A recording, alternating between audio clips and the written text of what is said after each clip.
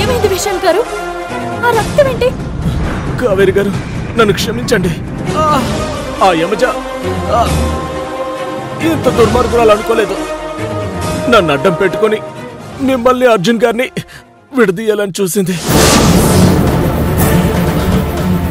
ఆ విషయం నాకు తెలిసి తనని తిట్టాను. నన్ను జాబ్ నుంచి తీసేసింది. విశాల్ గారు, అవన్నీ తర్వాత చెప్తారు కానీ ముందుగా అంబులెన్స్ కి ఫోన్ చేయండి. కావేరి గారు, నా ప్రాణం కంటే ముఖ్యమైనవి నా దగ్గర ఉన్నాయి. ఒక్క నిమిషం.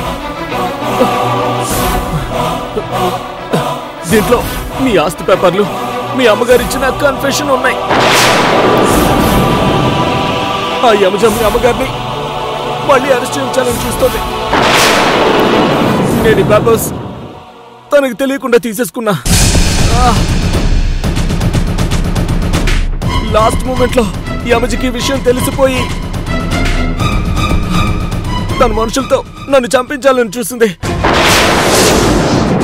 నేను వాళ్ళ నుంచి తప్పించుకొని వైనాబాద్ గెస్ట్ హౌస్కి వచ్చి దాక్కున్నాను.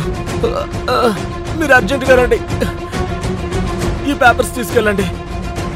విశాల్ గారు, అవన్నీ తర్వాత. ముందు మీరు హాస్పిటల్కి వెళ్ళండి.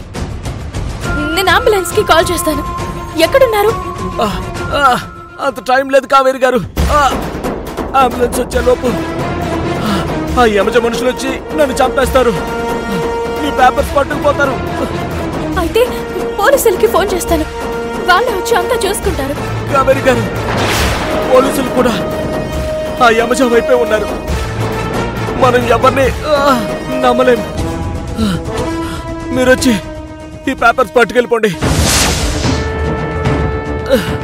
లేకపోతే నేను పడ్డ కష్టం అంతా వృధా అయిపోతుంది. సరే, వస్తున్నానండి.